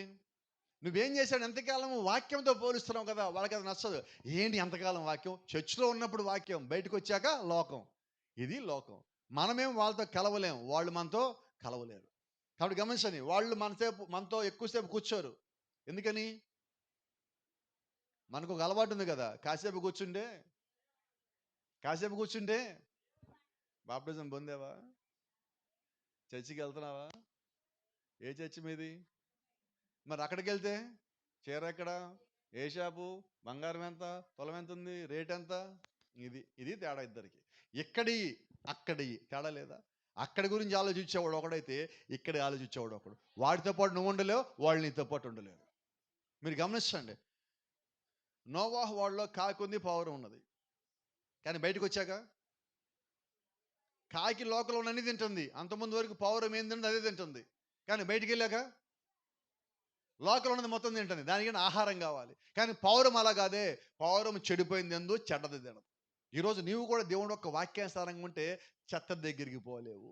దేవుడు యొక్క ఆత్మ నువ్వు పొందుకున్న తర్వాత లోకంలో నువ్వు ఏది పొందుకోలేవు. నేను లోకంలో అటు ఇటు పరిగెత్తను. నువ్వు ఎందుకంటావంటే, నేను దేవుళ్ళో ఉన్నాక నేను ఎందుకు పరిగెత్తాలా? నేను ఒకవేళ పరిగెత్తితే దేవుడి కొరకే పరిగెత్తాలి. అయితే నువ్వు దేవుడి కొరకు నిలబడినప్పుడు నువ్వు లోక విషయంలో అందరికీ మంచోడుగా ఉంటావా? ఉండను. ఇప్పుడు మార్త మంచిగా ఉన్నదా? క్రీస్తుని వెంబడించింది, నచ్చలా. మరియా నచ్చిందా? నచ్చలా. లాజరు నచ్చాడా? నచ్చలా. అందుకని వీళ్ళు బయటికి పంపించారు. అయితే బయటికి వీళ్ళు పంపించిన దేవుడు వారితో పాటు ఉన్నాడు. మరి మీరు గమనించండి, ఆ గుడ్డోడిని కూడా వెళ్ళేసిన తర్వాత యేసు క్రీస్తు వాడు వెలివేసని విని కనుగొని వాడి దగ్గరికి పోయాడు. ఇక్కడ మార్తా ఇంటికి, మరి ఇంటికి అందరూ వచ్చారు. అంతా పరామర్శే. అందరూ పరామర్శ చేస్తున్నారు. పరామర్శ చేస్తా ఒక మాట అంటున్నారు. ఏమన్నా తెలుసా? ఏడు ఆయన లేడా? మీరు నమ్మొచ్చారుగా, బయటకు వచ్చారుగా, ఆయన వెనకాల వచ్చారుగా, స్వస్థపరచువాడు అన్నారుగా, ఆయనే దేవుడు అన్నాడుగా, ఆయన మెస్సై అన్నారుగా. ఎక్కడికి వెళ్ళాడు? ఎవరి గురించి వచ్చింది? ఎవరింటికి? విమర్శ చేస్తుంది ఎవరిని?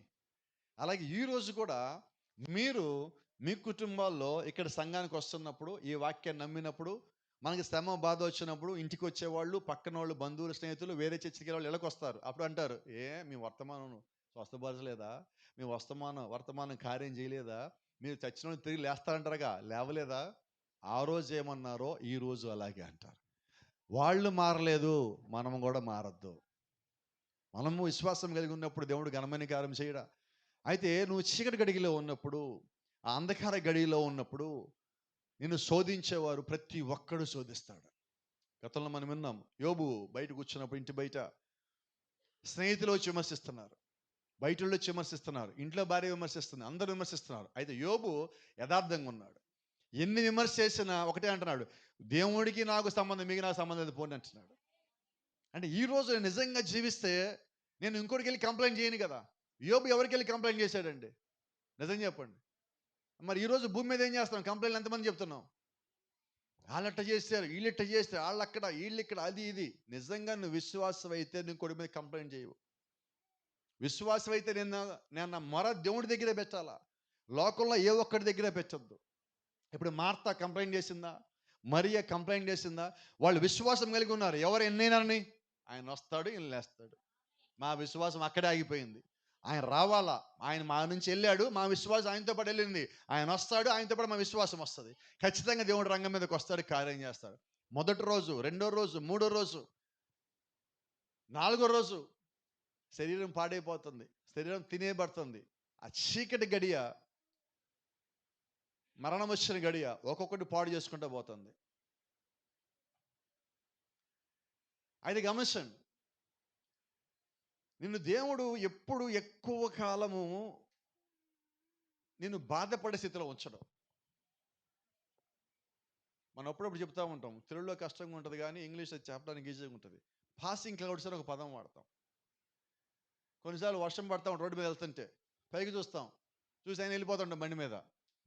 అదేంటి వర్షం పడితే ఆగచ్చు కదా అంటే, మేఘం పోతా పడుతుంది, పెద్ద వర్షం కాదులే అంటాం. అంతేనా?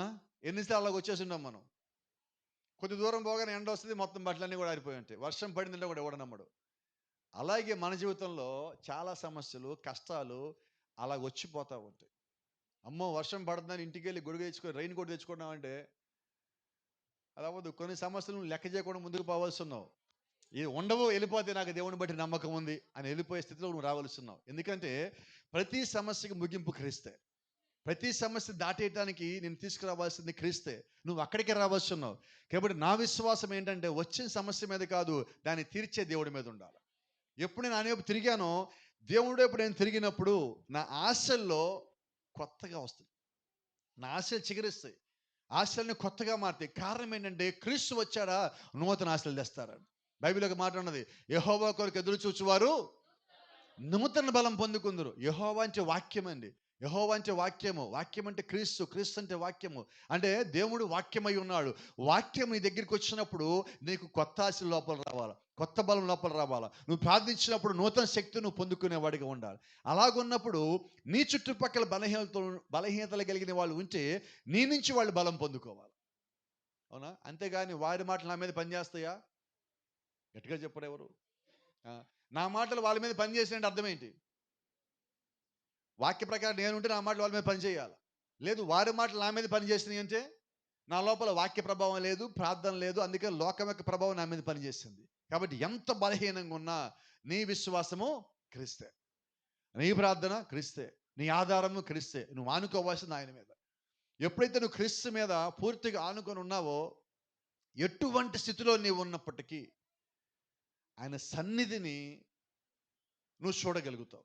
ఆయన యొక్క ప్రసన్నతని నువ్వు చూడగలుగుతావు. ఆయన యొక్క శక్తిని నువ్వు చూడగలుగుతావు. రెండో సంగతి, మీరు ప్రార్థించినప్పుడు, సమస్యలో ఉన్నప్పుడు, మీరు ప్రార్థనలో ఉన్నప్పుడు దేవుడు రావటం మీరు చూడగలరు, దేవుడు కార్యం చేయటం కూడా చూడగలరు. ఆమేన్. అప్పటిదాకా నేను ఓపిక పట్టగలగాల. ఎవరు ఎన్ని విమర్శలు చేసినా క్రీస్తు వస్తాడు, ఖచ్చితంగా నా స్థితిని మారుస్తాడు. ఆమేన్. రాత్రి పగల లెక్కేద్దండి, ఖచ్చితంగా దేవుడు ఆ కార్యం చేస్తాడు. ఇక్కడ కొద్దిమంది తెలుసు, ఒక 4-5 కుటుంబాలకు తెలుసు అనుకుంటున్నా. ఈ గతంలో ఇక్కడ ఉండడానికన్నా ముందు అయితే వెంకటపై కాలనీ చివర, జోసఫ్ నగర్ చివర, లాల్పురం దగ్గరలో పొలాలన్నిటి మధ్యలో కరెంటు లేకుండా ఒక 6-7 సంవత్సరాలు చర్చి ఉన్నది. అంత మట్టిలోనే కూర్చోటం, ఆరాధన అంతా మొత్తం అక్కడే. ఇంటి దగ్గర నుంచి ప్రతిసారి కుర్చీలు తీసుకుపోవటం, పట్టాలు తీసుకుపోవటం, ఈ కాంగో తీసుకుపోవటం, టేబుల్ తీసుకుపోవటం, అంత అయిపోయాక మళ్ళీ మొత్తం ఇంటికి తెచ్చుకోవటం. జ్ఞాపకం ఉందా మీకు? కొన్ని కుటుంబాలు ఇక్కడ నాకు గుర్తున్నాయి. ఇంకా మోసుకొని వచ్చేవారు. అప్పుడు చిన్న చిన్న పిల్లలు పెట్టుకొని, శ్రీనివాస్ భద్ర కానీ, రజనీ సిస్టర్లు కానీ, వీళ్ళందరూ పిల్లలు, ఇప్పుడు చిన్న చిన్న పిల్లలు వాళ్ళు మోసుకొని తీసుకొని వచ్చేవాళ్ళు. అప్పుడు మాకు ఒక విశ్వాసం ఉన్నది. ఏం విశ్వాసం అంటే, ఎప్పటికన్నా దేవుడు దీనికన్నా మంచి స్థితిలో మనం కూర్చోబెడతాడు. మాకు గుర్తున్నది, కొన్నిసార్లు భోజనం చేస్తా ఉంటే మట్టి మొత్తం ఇలా కొట్టేసి భోజనం ఇలా పట్టుకొని కూర్చునే వాళ్ళం. మరి ఈరోజు ఎక్కడ దాకా వచ్చాం? ఎండ అయితే ఎండే, వర్షం అయితే వర్షమే. అది బంకమట్టి నేల. బండి టేపు బురద వచ్చాక, లేదంటే వర్షం వచ్చాక కానీ వస్తే ఇంటి దగ్గర నుంచి అంత కర్ర మొక్క కూడా బండిలో ముందు పోచులో పెట్టుకుని వచ్చేది. ఎందుకని? ఆ బండి ఆగిపోతే ఆ కర్రతో ఆపేసి దాన్ని మొత్తం తీసుకోడు. ఎన్నిసార్లు బళ్ళ మీద పడిపోయి ఉన్నారు. ఆశ్చర్యం ఏంటంటే, అలా పడిపోయిన ఏవో ఒక్కడు ఆగలేదు. అలాగే లేచి పడిపోయిన, మోకాలు దెబ్బలు తిన్న, బురదలో పడిపోయి బండ్లు ఇరుక్కుపోయినా కానీ చర్చికి వచ్చేది. అలాగ చేసిన ఆరాధన, అలాగ చేసిన ప్రార్థన, ఇదిగో ఈరోజు ఇక్కడికి తీసుకొని వచ్చాను. ఈరోజు ఇక్కడ కూర్చుంటున్నాం. ఇక్కడ కూర్చో, అసలు నాకు తెలిసి చర్చిలో పనే లేదు ఇక్కడ అంట. నేను అక్కడితో పోల్చుకుంటే, అక్కడ ముందు తుడవాలి, తర్వాత తుడవాలి, మొత్తం శుభ్రం చేయాలి, మళ్ళీ దుమ్ము వస్తుంది. ఏం చేసినా మట్టే. ఎందుకంటే చుట్టుపక్కల మొత్తం ఓపెన్ చర్చి, క్లోజింగే లేదు. అటువంటి చోట, అటువంటి స్థితిలో ఉన్నప్పుడు ఒక నమ్మకం ఉన్నది, ఖచ్చితంగా దేవుడు ఏదో ఒక రోజు మనం ఈ చేసిన పరిచయం చూస్తాడు, మనకు ఒక స్థితి ఇస్తాడు. ఆ రోజు సంతోషపడదాం అనుకున్నాం. అన్నిటికన్నా ఇక్కడికి వచ్చాక, ఈ స్థలము రజనీ సిస్టర్ దగ్గర నుంచి కొనుక్కున్న తర్వాత మేము సంతోషపడింది ఏంటంటే, ఫస్ట్ ఏంటో తెలుసా? Sound system మోగినప్పుడు. 2013లో ఉన్న సౌండ్ సిస్టమ్ 18 దాకా వాడలా. ఎందుకంటే కరెంట్ లేదు అక్కడ. కరెంట్ అని పెడితే వీళ్ళు వచ్చి ఇక్కడ చర్చ ఉండడానికి వీలు లేదని చెప్పి మీటర్కి బిల్లు కట్టినా కూడా, డబ్బులు కట్టినా కూడా, బిల్లుని పట్టుకొని తిరిగినా కూడా కరెంట్ మీటర్ ఇవ్వకపోయినా ఏం వదిలిపెట్టలేదు మేము. అలాగే చెప్పుకుందాం, అలాగే పోదాం. Praise the Lord. ఇప్పుడు కొన్నిసార్లు ఎక్కడన్నా ప్రసంగం చేస్తూ ఉంటే మధ్యలో మౌతులు పోతూ ఉంటాయి, కరెంట్ పోతూ ఉంటుంది. నాకు కూడా గుర్తు వస్తుంది, ప్రభు అందుకని ఆ రోజు అక్కడ మాకు ట్రైనింగ్ ఇచ్చావా అనుకుంటా. అలాగే వెళ్ళిపోదాం కానీ అంటాం. అది మౌతు లేదే, ఇలాగుంది అలాగుంది, పరిస్థితులు ఏమో చూడడం. ఎందుకంటే దేవుడు యొక్క ట్రైనింగ్ ఇచ్చాడు. ఆ రోజు కలిగి ఉన్న విశ్వాసము ఈరోజు అలాగే కలిగి ఉన్నాం. దానికన్నా ఇంకా బలంగా కలిగి ఉన్నాం. ఎందుకంటే ఏమీ లేనప్పుడు దేవుడు చేస్తాడనేమో, ఇప్పుడు దేవుడు చేసాక ఇంకా ఎక్కువ నమ్మాలి కదా. కాబట్టి మన జీవితంలో కూడా దేవుడు ఒక సాక్ష్యం ఇచ్చారంటే నువ్వు ఇంకా ఎక్కువ దేవుడిని నమ్మాలి. సాక్ష్యం దేవుడు ఇవ్వబోయే ముందు నువ్వు కలిగి ఉండేదే విశ్వాసం. దేవుడు నువ్వు కలిగి ఉన్న విశ్వాసానికి ఆయన ఇచ్చేదే కృప అయి ఉన్నది. దాన్ని బట్టి రోజు ఘనమైన కార్యం మనము జరిగించే వాళ్ళుగా ఉన్నాం. చూడండి, నీ ఆశలు మొత్తం కోల్పోవచ్చు. డాక్టర్ గారి దగ్గరికి వచ్చి మా వల్ల కాదన్నాడు, ఇక అయిపోయింది అన్నాడు. ఇప్పుడు నేను ఎలాగ ఉండాలా? ఇప్పుడు లాస్ట్ దగ్గరికి వచ్చి డాక్టర్ ఏమంటాడు లాస్ట్గా? ఇక అయిపోయింది, తీసుకెళ్ళి లోపల పెట్టండి అన్నాడు. ఇప్పుడు లోపల పెట్టడానికన్నా ముందు కూడా వాళ్ళ విశ్వాసం ఏంటంటే, మా విశ్వాసం డాక్టర్ గారి మీద కాదు కానీ దేవుడి మీద ఉన్నది. ఇప్పుడు ఈ రోజు నీ విశ్వాసం ఎక్కడ? డాక్టర్ గారి మీద, దేవుడి మీద? నువ్వు దేవుడి మీద విశ్వాసం కలిగి ఉంటే నీ విశ్వాసము నిశ్చయంగా నీ లోపలికి కొత్త ఆశలు తీసుకురావాలి, కొత్త చిగురు తీసుకురావాలి లోపలికి. ఎందుకంటే అది వచ్చింది దేవుడి దగ్గర నుంచి. వాక్యం వచ్చింది దేవుడి దగ్గర నుంచి. నీకు వచ్చిన బలము ఆయన దగ్గర నుంచి. నువ్వు అది కలిగి ఉన్నప్పుడు నీ జీవితము కొత్త బలం పొందుకుంటుంది, కొత్త ఆశలు నువ్వు కలిగి ఉంటావు. ఎందుకంటే క్రీస్తు యొక్క సన్నిధికి నువ్వు వచ్చిన ప్రతిసారి నువ్వు బలాన్ని పొందుకుంటావు. నువ్వు చర్చికి వచ్చిన ప్రతిసారి, వాక్యమైన ప్రతిసారి నువ్వు బలాన్ని పొందుకోగలవు. ఎందుకంటే నువ్వు బలం పొందుకోవటానికి క్రీస్తు రావాలి. ఇప్పుడు అదే క్రీస్తు నీతో పాటు నీ దగ్గరికి వచ్చినప్పుడు, మార్త కలిగి ఉన్న విశ్వాసం, మరియ కలిగి ఉన్న విశ్వాసం, లాజరు చనిపోవడానికన్నా ముందు కలిగి ఉన్న విశ్వాసం, వారందరూ అనేక నిందలు, విమర్శలు ఎదుర్కొన్నప్పటికీ ఆయన వస్తే మా తమ్ముడు బతుకుతాడన్న విశ్వాసానికి ఇప్పుడు దేవుడే నేరుగా అక్కడ రావాల్సి ఉన్నది. ఆయన ఇంకొకరు పంపించలా, తన పక్కన వాళ్ళని పంపించి మీరు పోయి ప్రార్థన చేసి పైకి లేపడంలా ఆయనే నేరుగా అన్నాడు, మన లాజరు దగ్గరికి పోదాం. Praise the Lord. నువ్వు ఎక్కడ ఉన్నా దేవుడు నేను ఎత్తుకుంటూ రావాలి. నువ్వు వాక్యానుసారంగా ఉన్నప్పుడు, నువ్వు వాక్యానుసారంగా జీవించి నీ ఒంట్లో శక్తి బలం ఉన్నప్పుడు, నువ్వు దేవుడు యొక్క సంఘానికి వాక్యం దగ్గరికి నువ్వు పరిచయం ఎత్తి వచ్చినప్పుడు, నీకు బాగున్నప్పుడు, అనారోగ్యంగా ఉన్నప్పుడు, అవసరమైన నువ్వు సమాధిలో ఉంటే అక్కడ కూడా ఆయన రాగలడు. ఎప్పుడు నేను ముందుగా జీవించినప్పుడు, లాజరు జీవించిన జీవితము, మరియా మార్త జీవించిన జీవితము, ఇప్పుడు క్రీస్తుని వాడి దగ్గర తీసుకొచ్చాం. అప్పుడు జ్ఞాపకం పెట్టుకోండి, మన ఆశలు మొత్తం ఆవిరైపోయినప్పుడు, మనకున్నవన్నీ జారిపోయినప్పుడు, ఇక ఏమీ లేదనుకున్నప్పుడు, అప్పుడు దేవుడు రంగం మీదకి వస్తాడు. ఆమేన్. నువ్వు ఆశలన్నీ కలిగి ఉండి నాకు ఆళ్ళు చేస్తాడు ఇళ్ళు చేస్తాడు అనుకున్నప్పుడు దేవుడు పని చేయడానికి ఏమీ లేదండి. దేవుడు ఎప్పుడు పని చేయాలి? నాకు ఇంకేమీ లేదు, I don't have any hope except Jesus Christ, క్రీస్తు తప్ప నాకు ఇంకొక ఆశ లేదు అన్నప్పుడు ఆయన రాగలడు. ఆయన అప్పుడు దాకా ఆగుతాడండి, అప్పుడు దాకా ఆయన వెయిట్ చేస్తాడండి. నా గురించి, నా మీద వీళ్ళు పూర్తిగా ఆనుకుంటే అప్పుడు నేను వెళ్తా. లేకపోతే మనకు ఒక అలవాటు ఉంది కదా, దేవుడే కానీ కార్యం చేయకపోతే మనం ఒక మాట అంటాం, నేను కష్టపడి చేశానండి. ఏంటది ఉన్నదా? మన జీవితంలో మనం కష్టపడి చేసిన ఏమీ లేవండి. ఒకవేళ కష్టపడి ఏదైనా చేసామంటే చాలాసార్లు వాక్యం తప్పిపోవటమే. నిజంగా మనం కష్టపడితే వాక్యానుసారంగానే జీవించడానికి కష్టపడాలి. అలా ఉండటానికి శక్తి లేక మనం జారిపోతా ఉన్నాం. ఈరోజు క్రీస్తుని మనం కలిగి ఉన్నప్పుడు ధైర్యం ఎక్కడంటే ఆయనే, బలం ఎక్కడంటే ఆయనే, శక్తి ఎక్కడంటే ఆయనే, స్వస్థ ఎక్కడంటే ఆయనే, రక్షణ అంటే ఆయనే, అన్నీ ఆయనై ఉన్నాడు. ఎందుకంటే క్రీస్తు ఆ దినముకి బయలుపరచబడిన వాక్యమై ఉన్నాడు. ఆమేన్. అంతకుముందు వాక్య రూపంలో ఉన్నాడు, అంతకుముందు మేఘస్తంభంగా, అంతకుముందు అగ్నిస్తంభంగా ఉన్నాడు ఆయన. అయితే ఇప్పుడు ఆయన ఏమై ఉన్నాడంటే వాక్యంగా ఉన్న ఆయన ఇప్పుడు శరీరధారిగా వచ్చి ఉన్నాడు. అయితే అక్కడ ఉన్న వాళ్ళు పొరపడబట్టడానికి కారణం ఏంటి? వాళ్ళు చదివిన వాక్య ప్రకారంగా, వాళ్ళు అనుకున్న వాక్య ప్రకారంగా ఆయన లేడు. ఆయన ఎలాగ వాక్యం రాశాడో ఆ రకంగా ఆయన కిందకి దిగొచ్చాడు. ఈరోజు మనము కూడా వాక్యం మనకు అనుకూలంగా తీసుకున్నప్పుడు దేవుడు పని చేయలేడండి. వాక్యంలో ఎలాగుండదో అలాగ తీసుకోవాలి, అప్పుడు దేవుడు మన జీవితాల్లో పని చేయగలడు. ఆమేన్. దేవుడు పని చేయడానికన్నా ముందు అపవాది మనకి ఇచ్చిన శోధన గడియ, ఆ గడియలో మనం పడ్డున్నాం. ఇప్పుడు మనం ఉన్న గడియ చీకటి గడియ, ఇప్పుడు మనం ఉన్న గడియ అంధకార గడియ. ఈ గడియలో మనం గడుపుతున్నాం. అయితే మనకు నమ్మకం ఉన్నది, ఈ అంధకార గడియ లేకపోతే చీకటి గడియ గడిచిపోగానే వెలుగు రావాలి. దాని కొరకు మనం కనిపెడుతున్నాం.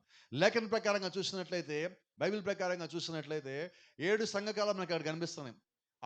అటు పక్క నుంచి వస్తే మనం ఎఫెసు, స్ముర్న, తుయితైర, సార్దీస్, ఫిలదెల్ఫియా, లవొదికయ, ఇది 7 సంఘకాలు అక్కడ ఉన్నాయి.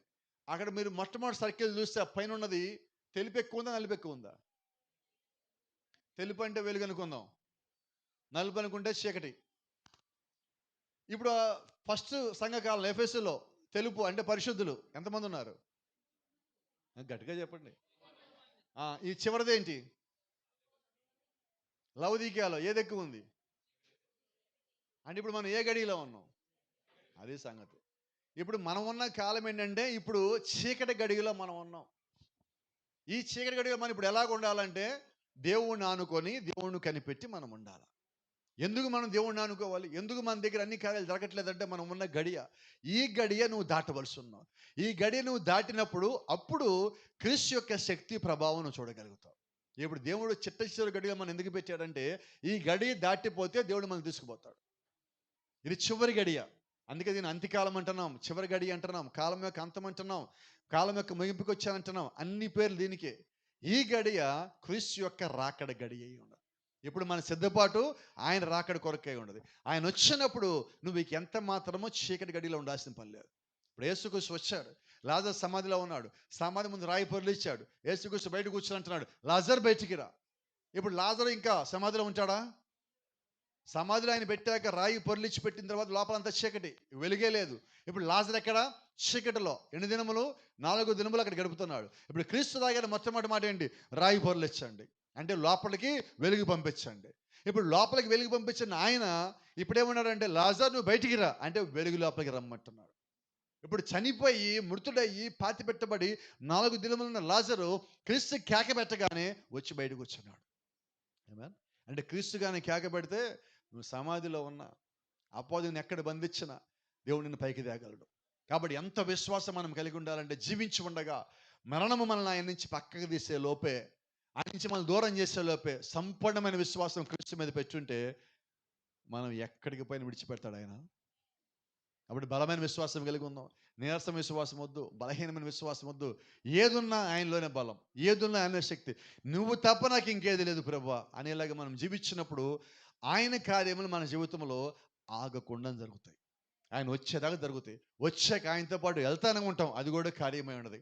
అటువంటి జీవితాన్ని ఈరోజు ఒక నిజమైన క్రైస్తవుడు పొందుకోవాల్సి ఉన్నది. ఆమేన్. God bless you. దేవుడు మిమ్మల్ని దీవించును గాక.